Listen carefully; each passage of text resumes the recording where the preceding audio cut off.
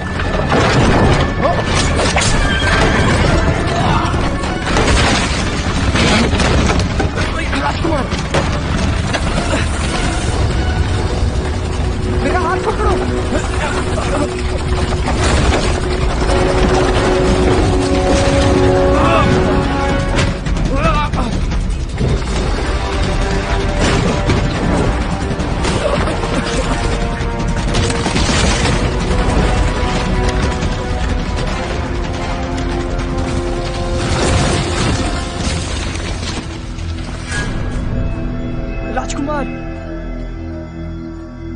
राजकुमार, नहीं राजकुमार।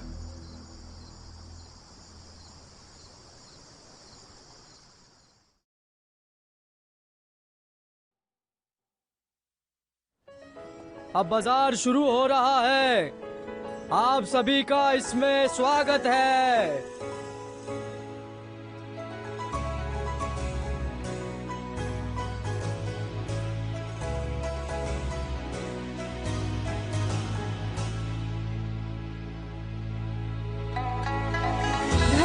महामहिम,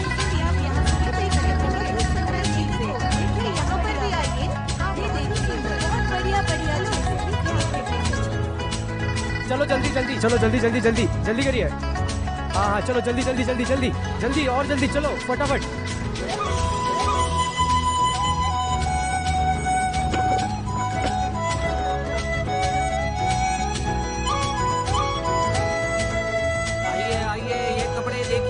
आइए आइए आइए आइए देखिए, सबसे बेहतरीन व्यापारी अब शाही व्यापारी बनेंगे। अब यही शाही व्यापारी कपड़ों का और अनाजों का व्यापार करेंगे, यहाँ तक कि राष्ट्रीय उपहार का भी। आइए आइए देखिए देखिए, वाह वाह क्या बात है, क्या दिख रहा है, वाह वाह वाह, वाकई में बहुत अच्छा लग रहा है।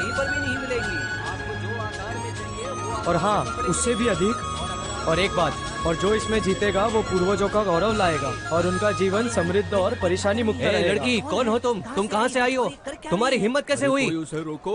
अरे वो ऐसे कैसे जा सकती है, ऐसे कैसे कर सकती है, उसे रोको कोई। मैं कपड़ों की दुकान की जियोनी हूँ, मेरा परिवार इनमें से एक होगा।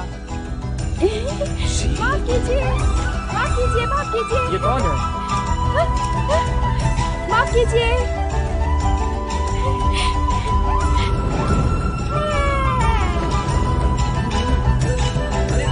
क्या कर रही हो? संभाल के। हमने शहर के सभी व्यापारियों को देखा है। मैं जानना चाहता हूँ कि अब तक हमें कितने आवेदक मिले हैं। हाँ मैं आपको बताता हूँ।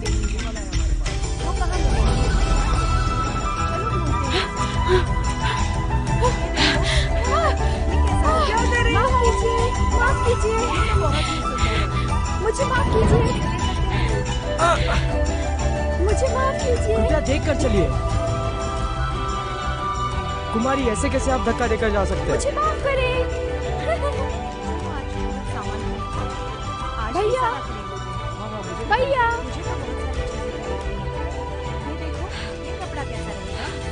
चाचा, भैया कहाँ है? अरे कहाँ थी तुम? आखिरकार तुम वापस आ गई। आपके भाई को तो अभी कार्यशाला में होना चाहिए, लेकिन वो गुरु दोपहर से तुम्हें हर जगह ढूंढ रहे हैं। चाचा, मिलते हैं। अरे मेरी बात सुनो सुनो। अरे मैंने तुम्हें कहा था अंदर से जाकर कपड़ा लेकर आओ। जाओ पहले।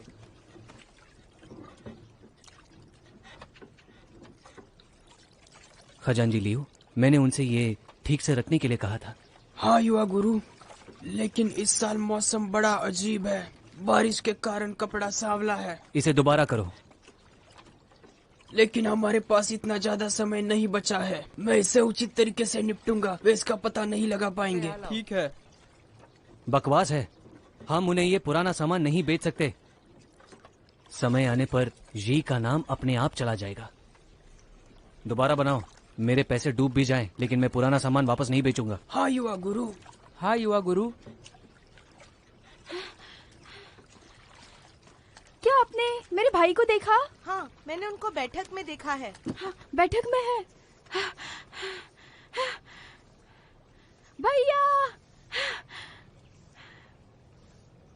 भैया, जी जियानी, भैया, तुम कहाँ चली गई थी? मैं जाती हूँ। भैया ये देखो। मैंने पूछा कहाँ गई थी तुम? मैंने तुम्हें कहाँ कहाँ नहीं ढूंढा।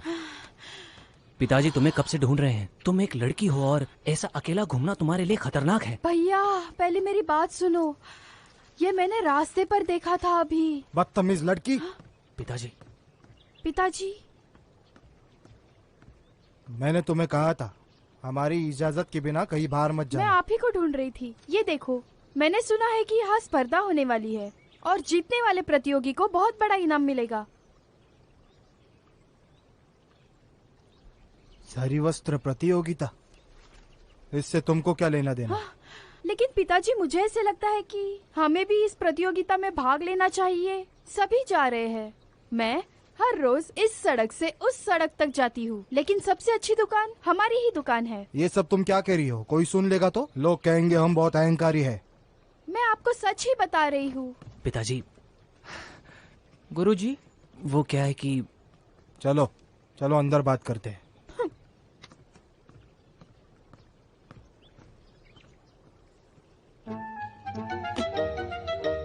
चलो।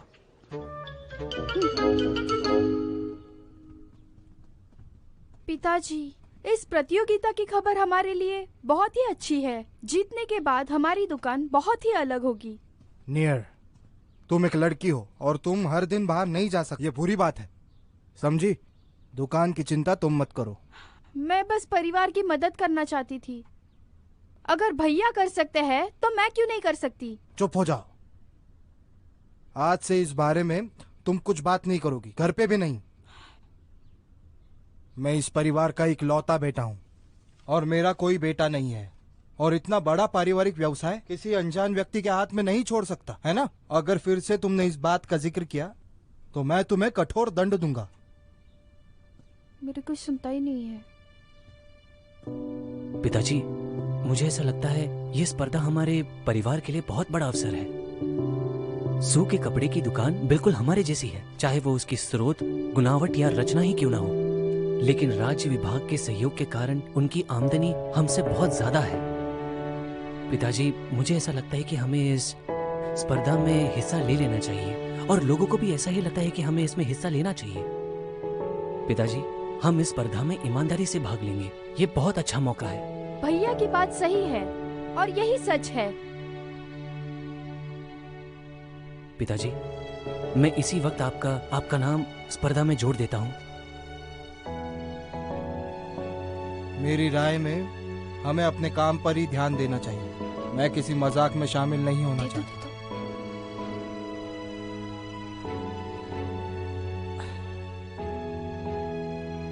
अगर तुम यही चाहती हो तो तुम्हें इसका अनुभव लेना चाहिए।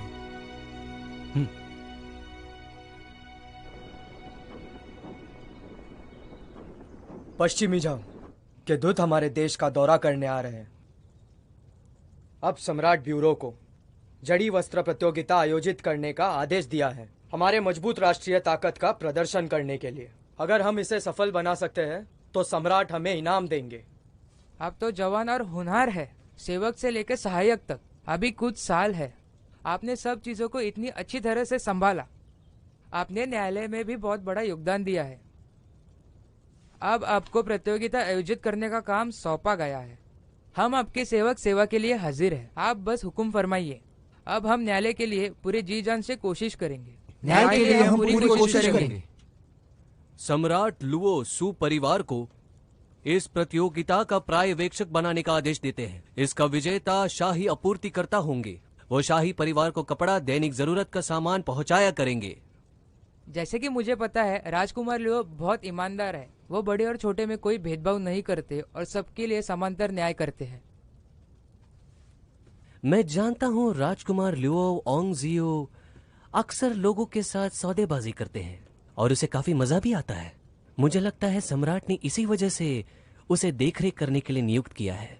अगर हम उसे चुनने देते हैं तो वो कुछ सस्ते व्यापारियों को चुन लेगा और ये हमारे विभाग को बदनाम भी कर सकता है। हाँ हाँ बिल्कुल, ये तो हो सकता है। सही कहा। बस एक बेकार राजकुमार जो बाहर यात्रा करता रहता है। राजधानी में उसके पास कोई वास्तविक शक्ति नहीं है। सम्राट ने ही राजकुमार लुओ को एक काम सौंपा है। बस हम सबको उसका साथ देना है। मेरे साथियों, आज के लिए इतना काफी है। वापस जाने के बाद तैयारी शुरू कर दो। जैसा आप कहे हमारे सम्राट।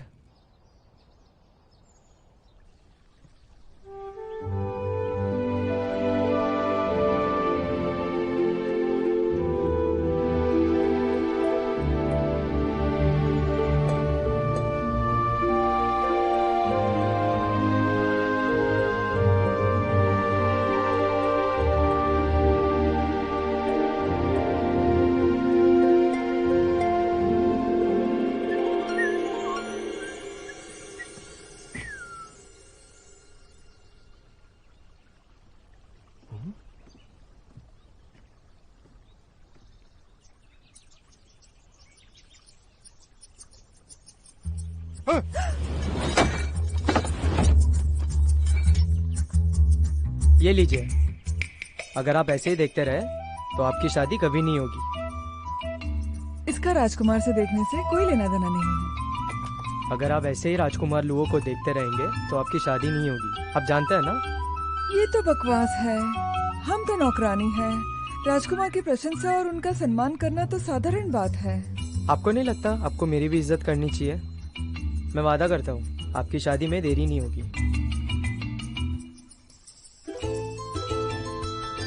दूर जाओ।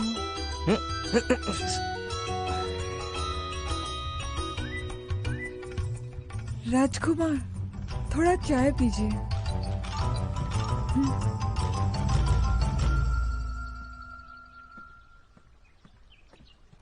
राजकुमार, तुम फैंग शहर गए थे ना? तुम इतने जल्दी कैसे आ गए? जी राजकुमार, मैं तो आपका व्यक्तिगत अंगरक्षक हूँ। अब क्या बताऊँ आपको, मैं तो हर दिन यहाँ वहाँ आलसियों की तरह भटकता रहता हूँ। ये क्या बर्बादी है ना? व्यक्तिगत रक्षक? जी। क्या कहा, बर्बाद? हाँ बेशक। मैंने तुम्हें रेशम की पूछताछ के लिए भेजा था ना? और शहर के दूसरे हिस्सों के बारे में वो कैसा रहा? दक्षिण में रेशम की कीमत 3.2 लियांग पर कैटी है। उत्तर में रेशम की कीमत 3.3 लियांग पर कैटी है। लेकिन मूल्य अंतर 0.1 क्यों है? क्या अब आप ये जानते हैं?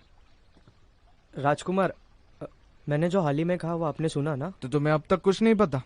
वापस जाओ। क्या?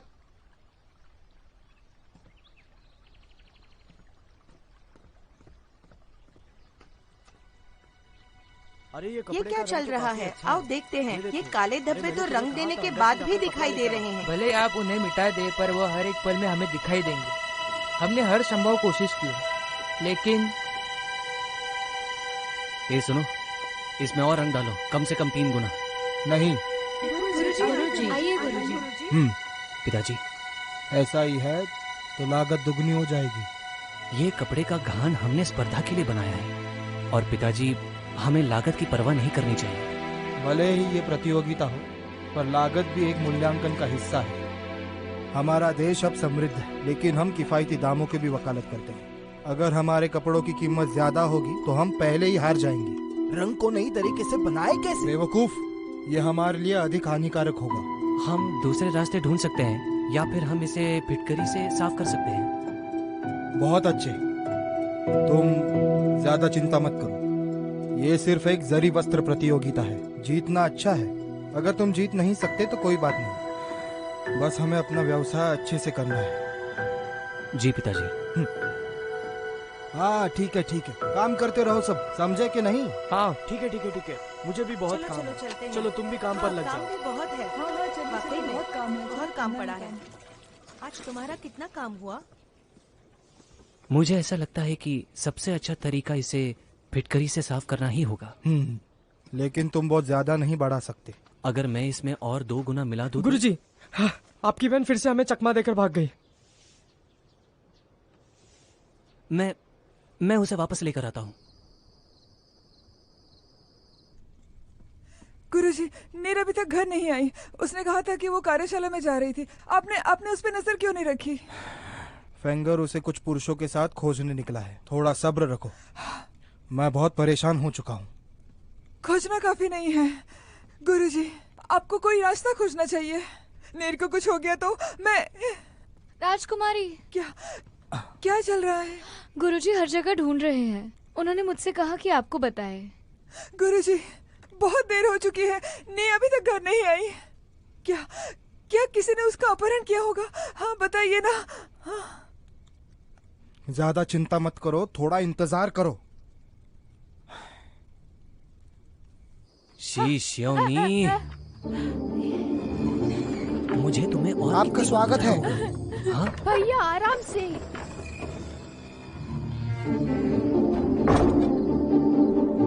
पिताजी, माँ, हम वापस आ गए। नीर, माँ, नीर, माँ,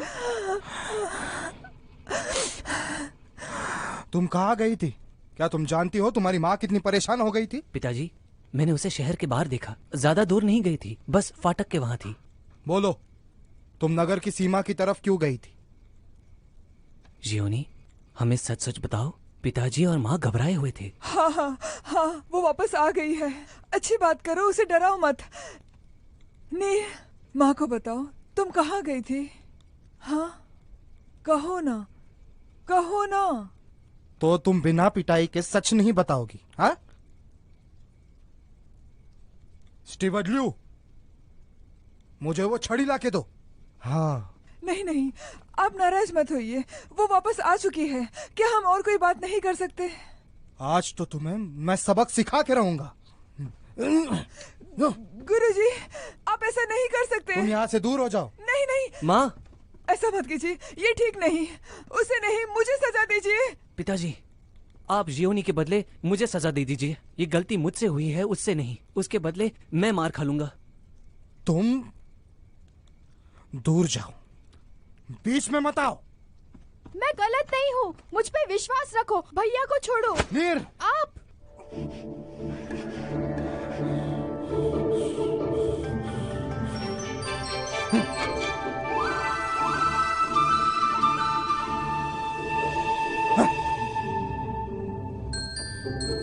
हाँ, बेटा रो मत, सब ठीक हो जाएगा।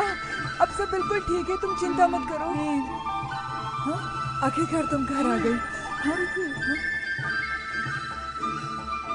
तुम शहर के बाहर क्यों गई?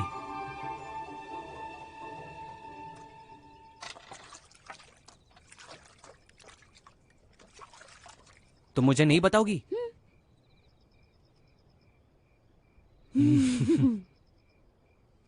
खैर, इसे छोड़ दो, बच्ची हो तुम।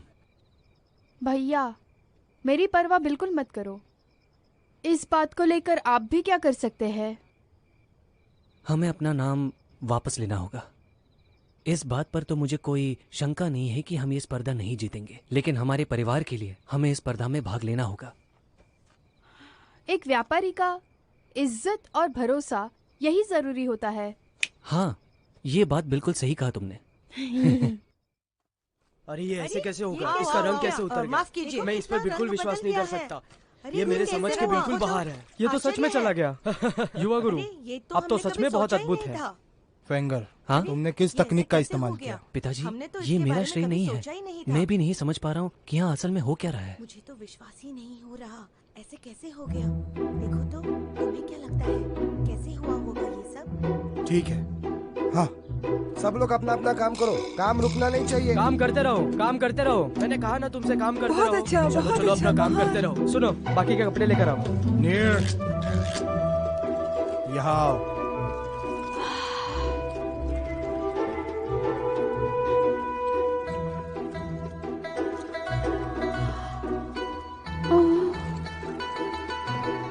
मेरी मदद करो। तुम फिर से कहाँ चली गई थी?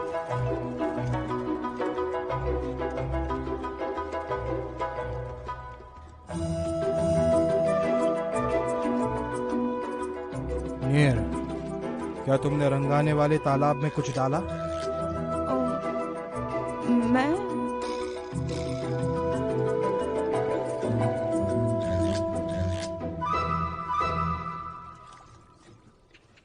तुम्हारे नाखून काले क्यों है? मैं मिट्टी में खेल रही थी। सच बताओ, मैं तुम्हें कुछ नहीं कहूंगा।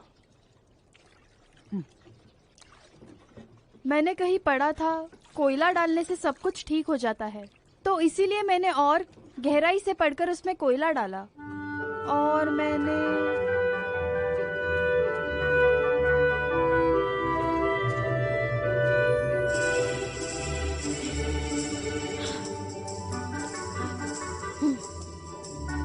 तो तुमने तालाब में कोयला फेंक दिया? यौनी, तुम काठ कोयले के लिए कल शहर के बाहर गई थी ना? नहीं, किसी भी दुकान में नहीं मिली, इसीलिए मैंने शहर के बाहर जाकर खरीदा। अगर तुमने ये बात हमें पहले बताई होती तो पिताजी इतने नाराज नहीं होते। पता नहीं ये कैसे काम करेगा, मुझे बहुत ही डर लग रहा है। पिताजी क्या कहेंगे? वैसे पिताजी, जब मैं इस समय शहर के बाहर गई थी तब मैंने गांव वालों के पानी के टंकियों पर काला धब्बा देखा था। मुझे ऐसे लगता है कि ये इस साल के बिगड़े हुए वातावरण की वजह से हुआ। इस साल के बारिश गिरने की वजह से काले धब्बे हुए। पिताजी, हमें इस बात का बहुत ध्यान रखना होगा।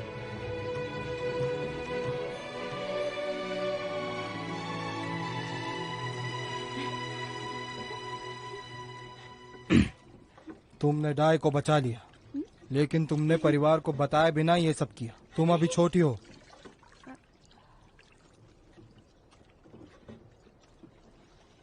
क्या तुम गलती मानती हो? गलती मान लो। मुझे माफ करना। हाँ, ठीक है, इस बार मैं तुम्हें छोड़ रहा हूँ।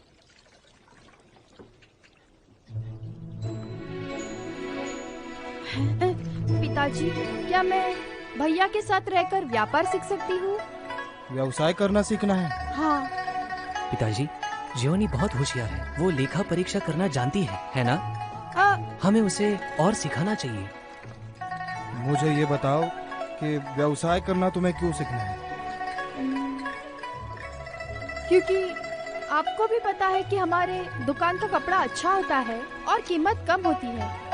मैं इस खानदान की बेटी होने के नाते ये कारोबार पूरी तरह संभालना चाहती हूँ। मैं चाहती हूँ कि लोग हमारा कपड़ा इस्तेमाल करें। तुम ठीक कह रही हो, लेकिन तुम बच्ची हो। इन सब के लिए तुम बहुत छोटी हो। मेरी उम्र छोटी है तो क्या, मुझे व्यापार करना है और मैं भैया की तरह व्यापार करूंगी। बढ़िया। तुम घर में बहुत शरारतें करती हो, पर तुम्हें तुम्हारे बड़े भाई से कुछ सीखना चाहिए। फिंगर, अपनी बहन को और पढ़ाओ। जी पिताजी। धन्यवाद पिताजी। धन्यवाद भैया। बेटी, लौट आओ।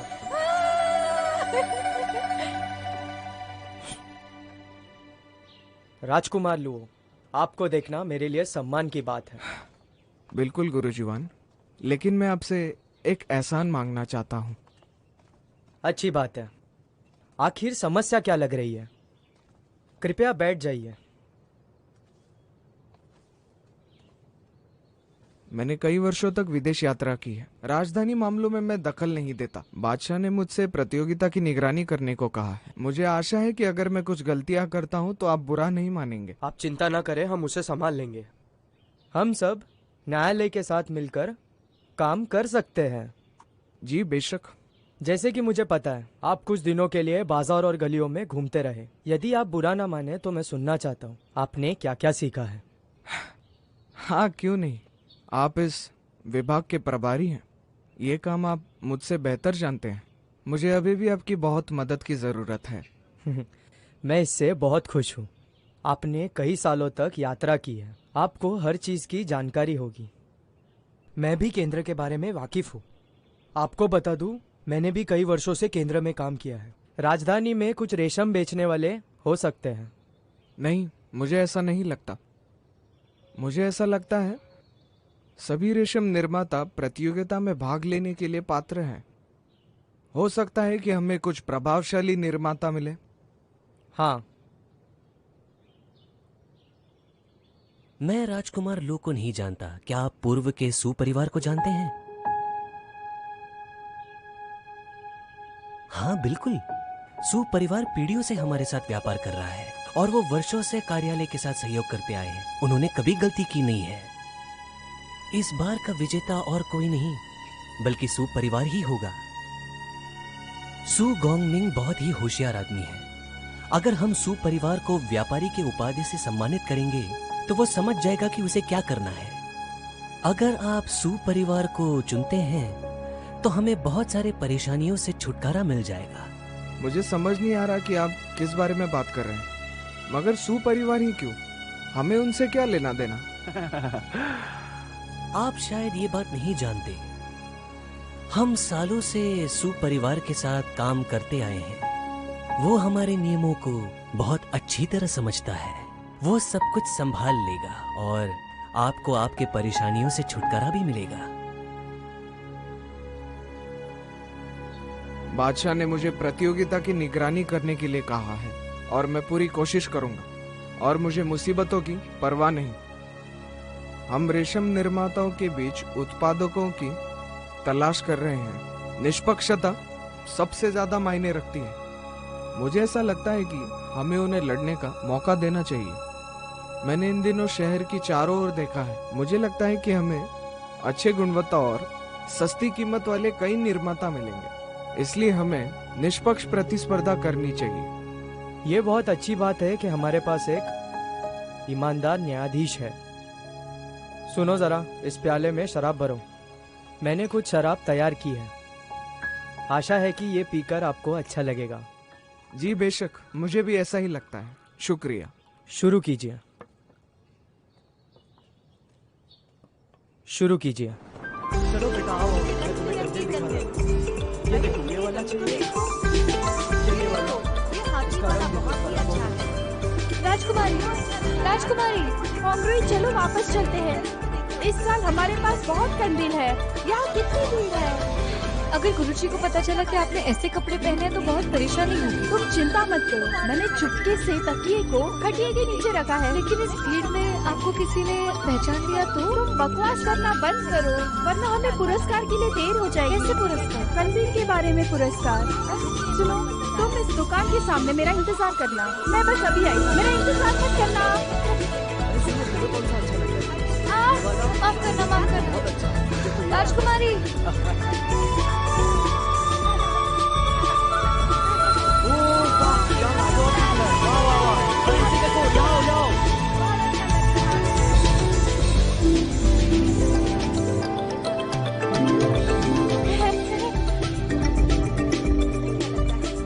डिस्को वाला चेहरा जो दूर से फूल की तरह दिखता है।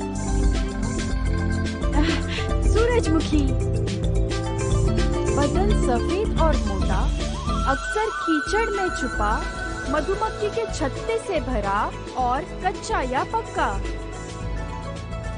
कहाँ? कमल जड़।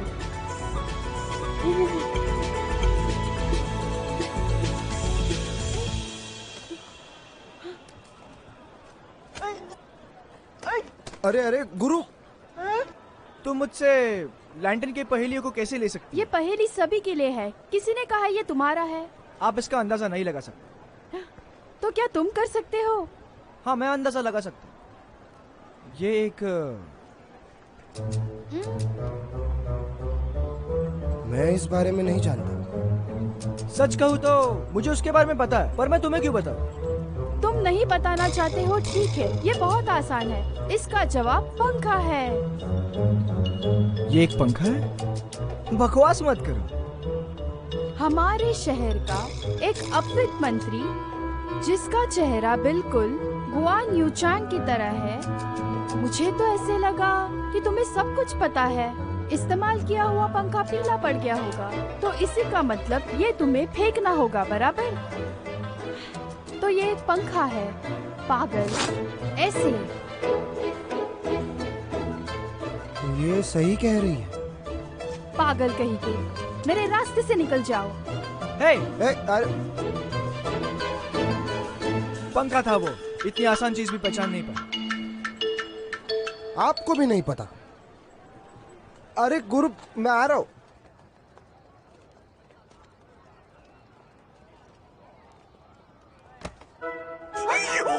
ओह माफ करना, आपको लगा तो नहीं? लड़की, तुमने मेरे पैर पे कदम रखा।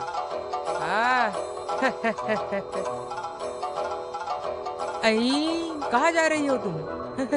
अरे कहाँ जा रही हो तुम? वापस आओ। मत जाओ। तुमने मेरे पैर पे कदम रखा है। अब मैं चल नहीं सकता। अब मैं कैसे घर जाऊँ? अब घर जाने में तुम्हें मेरी मदद करनी हो, समझ गई? अब मैं तुम्हें जाने नहीं दूंगा। मुझे कुछ चुम्बन दे दो। शर्म नहीं आती तुम्हें? चलो। ए, मत जाओ। रुको, मत जाओ। रुको, रुको, मैंने कहा रुको। रुको, लड़की, तुम्हारे यहाँ कोई काम नहीं है। तुम उसे परेशान नहीं कर सकते हो। चले जाओ। रुको, मैं तुम्हें अभी सबक सिखाऊंगा।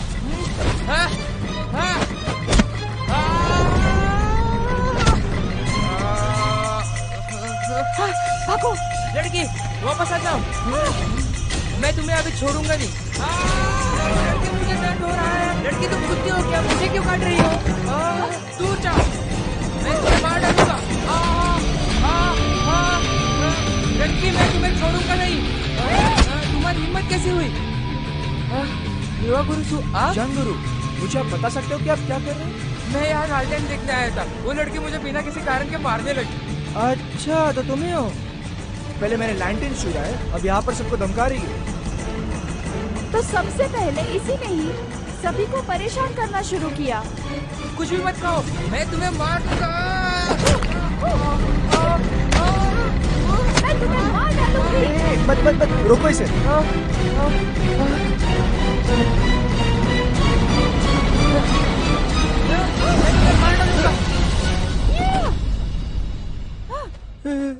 पागल इंसान। ओ गुरु, आप मेरे गुरु को क्यों मार रहे हो? युवा गुरु सु, वो आपको थप्पड़ मारने की हिम्मत कैसे कर सकती है? वो कितनी शैतान है। मेरा हाथ देखिए, उसने मेरे हाथों को तोड़ दिया है।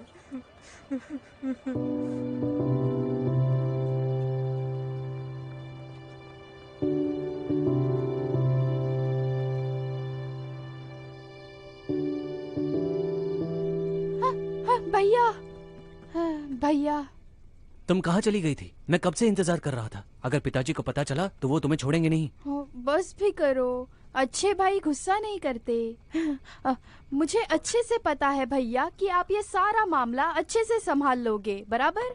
ये लो। मंद बुद्धि की तरह बात करना बंद करो। ये तो अच्छा है कि माँ और पिताजी घर पर नहीं है, वरना मैं उन्हें बता देता। मैं नहीं मानती। राजकुमारी गुरुजी के क्रोध को अच्छे से जानती है। वो ऐसा कुछ नहीं करेगी। इसमें तुम्हारा भी दोष है। सारा दिन इसके साथ घूमती रहती हो। तुम भी सजा की उतनी ही हकदार हो जितनी की ये है। मेरे भैया बहुत अच्छे हैं। उन्हें कोई बेवकूफ नहीं बना सकता। पहले बैठ जाओ, गुस्सा मत करो। तुम ये जानती हो कि हर बार गलती तुम्हारी ही होती है। मुझे पता है मैं गलत हूँ। तुम नहीं सुधरोगी। हाँ भैया, आप मुझे सजा दो, मुझे हिसाब करने दो। नहीं, आज तो बिल्कुल नहीं। भैया, आप मुझे हिसाब करना सिखाओ। इसकी कोई जरूरत नहीं। भैया आप भी ना बिल्कुल विश्वास नहीं रखते। मैं पिताजी का बोझ तुम्हारी तरह हल्का करना चाहती हूँ।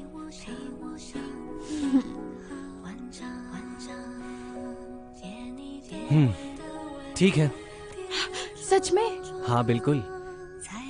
और मुझे पूरा यकीन है कि तुम जी खानदान का नाम रोशन करोगी। भैया मुझे पता है आप बहुत अच्छे हो। ये बात तुम्हें अभी पता चला? फिर मेरी एक और विनती है। अब तुम्हारी और क्या विनती है? पहले वादा करो। पहले बताओ। आप कल शिकार करने जा रहे हो, मुझे भी साथ ले चलो। तुम्हें? बिल्कुल नहीं। पिताजी ने क्या कहा था कि तुम एक लड़की हो और तुम्हें। फिर से लड़कियों से क्या लेना देना? एक लड़की भी अपने परिवार का बोझ हल्का कर सकती है। तुम लड़कियों को कम मत समझना। भैया मुझे लेकर जाओ, मुझे वहाँ जाना है। हाँ हाँ हाँ ठीक है, मैं तुम्हें कल लेकर जाता हूँ। शुक्रिया भैया। राजकुमार संभल के ध्यान से चले, आराम से। हाँ आराम से आइए। राजकुमार आइए, बैठिए। आराम से। हाँ घोड़े की सवारी करने वाला आदमी कहाँ पर है? मैं शायद ये समझ रहा हूँ कि आप इस वक्त किसी टांगे वाले को ढूंढ रहे हैं। आपका शुक्रिया। सेनापति लू, मैं यहाँ हूँ। कहाँ पे चले गए थे? मुझे दस्त है, इसलिए आने में मुझे देरी हुई है। चलो जल्दी। मेरा पेट, मैं अभी जाके आता हूँ। मेरा पेट। हाँ सुनो, मुझे ये नहीं समझ रहा तुमने ऐसा क्या खा लिया है। जाओ जल्दी जाकर आओ। आपकी मदद के लिए शुक्रिया। मुझे राजकुमार को अभी जल्द से जल्द घर पहुंचाना है। ध्यान से। अलविदा। धन्यवाद।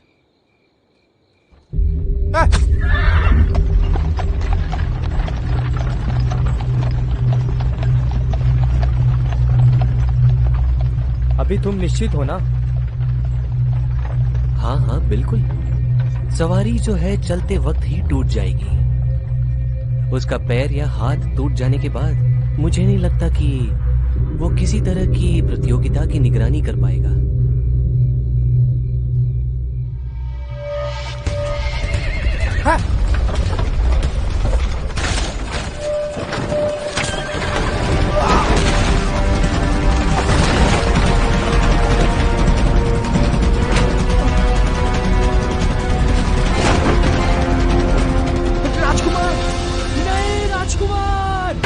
क्या पहाड़ों से गिरा? जी, ये एक दुर्घटना है।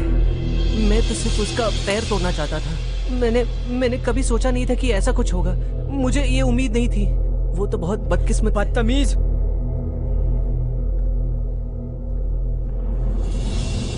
क्या होगा अगर सम्राट इसकी जांच करते हैं? आखिर वो राजकुमार है। आप चिंता मत कीजिए, ये बात सिर्फ हम दोनों के बीच में ही रहेगी। हम पर दोष डालने के लिए उनके पास कोई ठोस सबूत भी तो नहीं है, है ना? क्या आपको उसका मुर्दा शरीर मिला? मैंने मेरे साथियों को कल पहाड़ पर भेजा था, लेकिन अभी तक उन्हें वो नहीं मिला। उस पहाड़ पर बहुत सारे जंगली भेड़िए हैं, तो शायद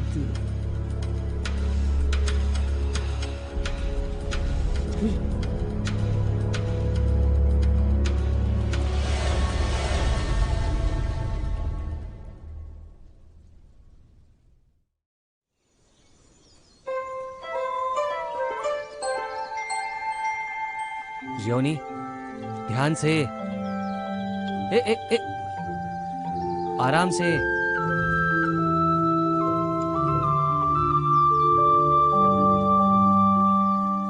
हाँ भैया, मैंने अभी खरगोश का शिकार किया। मैं वहाँ जाती हूँ। कहाँ? खरगोश को ढूंढने। सावधान रहना, संभल कर जाना। चिंता मत करो। और ज्यादा दूर मत जाना। हाँ, खरगोश कहाँ गया? हे भगवान।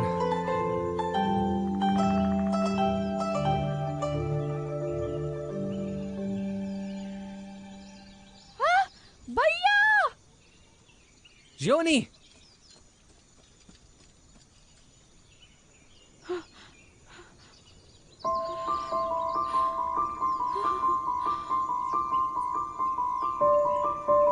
शियोनी, भैया, मैंने किसी को मार दिया। मैंने भागते हुए खरगोश को मारा था। मेरा वही एक मकसद था। मैंने उसे मार तो नहीं दिया ना?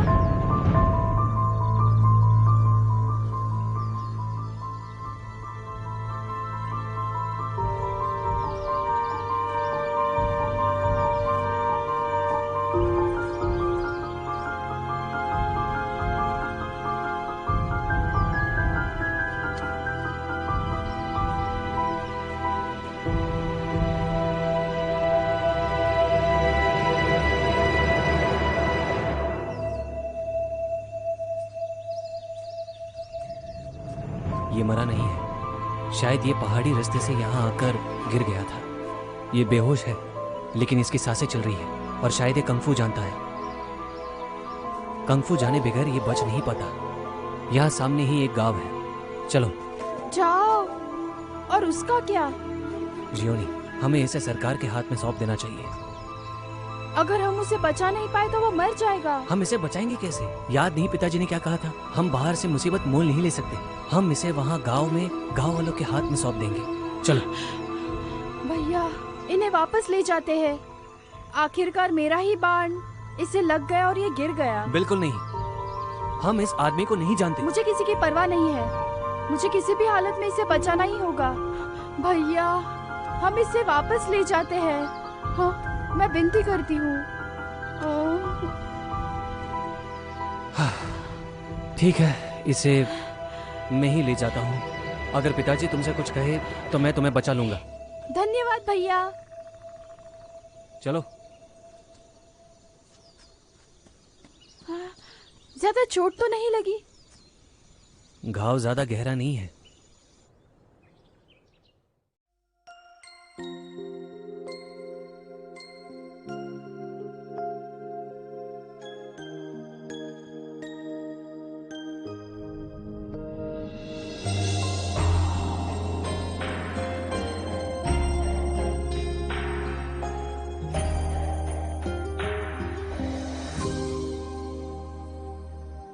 无云遮月，花开成雪。此生望不断是离别，愿尝尽泪，笑一干，无邪与你再相见。要望多少星光，穿多少荒唐，才能一生滚烫。要借几番无常，随多少愿望，才留住身旁。